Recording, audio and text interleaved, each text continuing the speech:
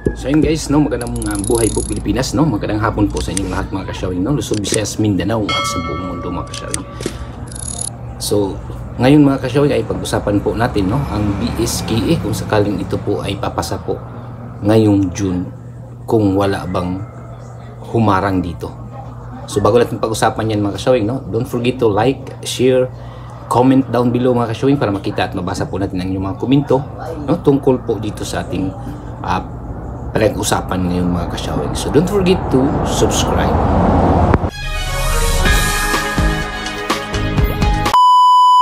So yun na nga mga kasyawing, na pag-usapan po natin, no, kung sakaling maipasa po itong BSKE fixed term seating sa June ay wala bang haharang, no?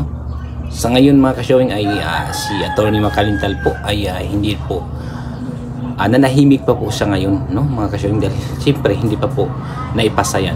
At sigurado akong pag naipasa yan sa, no, pag naipasa yan ngayong June sa Congress, no, at Senate, ano, mabaycam at may sa batas yan, sigurado naman akong haharang na naman yan na si Attorney Makalintal mga kasyawing, no. So sigurado ako dyan, no, nanahimik lang ngayon yan si Attorney Makalintal dahil siyempre hindi pa po na isa batas at naipasa yung fixed term seating na yan mga kasyawing. At kung once na maipasa na yan mga kasyawing, no, sigurado akong no, haharang na naman yan si Attorney Makalintal mga kasyawing. At ang tanong po dyan kung maharang ba niya. Yun na nga mga kasyawing, no, ay nanahimik pa po si Attorney Makalintal po sa ngayon dahil hindi pa po na isa batas yung fixed term seating na yan mga kasyawing. Kung yan po ay may sa batas ngayong June mga kasyawing, dyan na naman papasok yan si Attorney Makalintal mga kasyawing, no, at haharangin na naman yan. At ang tanong po dyan kung ito ba'y maharang po niya, no?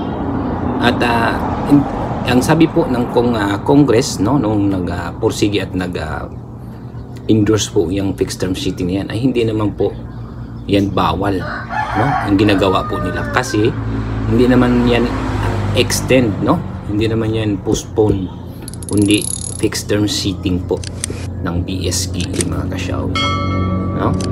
At abangan na lang po natin yan kung yun ba yung maharang po, no, ng ni attorney, no, yung fixed term seating na yan, kung halimbawa maipasa po yan ngayong June na pagbabalik po nila.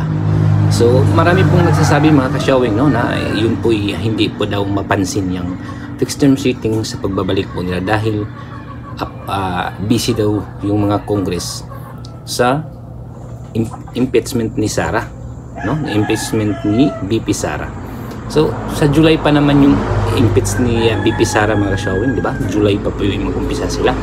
So pagbalik po nila ngayong June, siyempre priority po nila yan, no, yun ang po ang sabi na priority lang po nila pagbalik po nila, at hindi pa yan mapapansin yung impeachment ni BP Sara dahil sa July pa po yan mag-start, no. Pero ewan ko lang sa inyong palagay mga kasyawing, no, natutuloy ba yung impeach ni Sara, no, natutuloy ba yung impeach po ni BP Sara? Sa akin lang po kasi parang malabo kasi yung marami pong kalyado ni BP Sara dyan sa Senado, lalo na ngayon 5 po ang nakapasok, no, sa PDP laban, no, kaya medyo mahirapan po sila pagdating po ng hearing na nila, no, sa impeach ni BP Sara.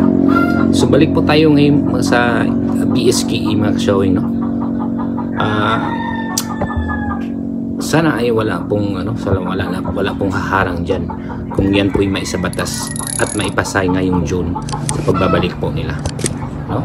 Ang inasahan lang naman natin, no, na haharang ay si Attorney Makalintal po mga kasyawing, no. Pero hindi naman yan, ang sabi kasi ng Congress ay hindi daw po bawal yung ginagawa po nilang fixed term seating dahil hindi naman yan extension, no, at hindi naman yan postponement kundi fixed term seating, no. Inayos lang yung termino, no, ng barangay election mga kasyawing.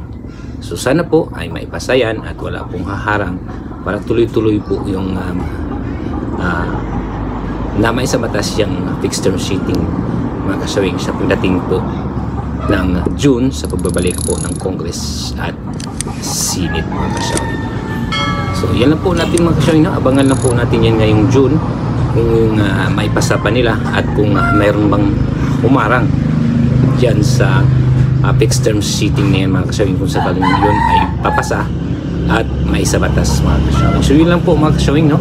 Maraming salamat po. Nag-update lang po tayo tungkol dyan sa BSE kung mayroon bang paharang at kung ano po ang mangyayari. So yun lang po mga kasawing, no? Maraming salamat po sa inyong walang sawang pagsuporta po sa ating channel mga kasawing, at maraming salamat po sa inyong walang sawang panunood po, no, sa ating mga video dito po sa ating channel mga kasawing. At maraming salamat po sa inyong lahat, no? Thank you for watching, and don't forget to like, share, comment, and subscribe mga kasawing.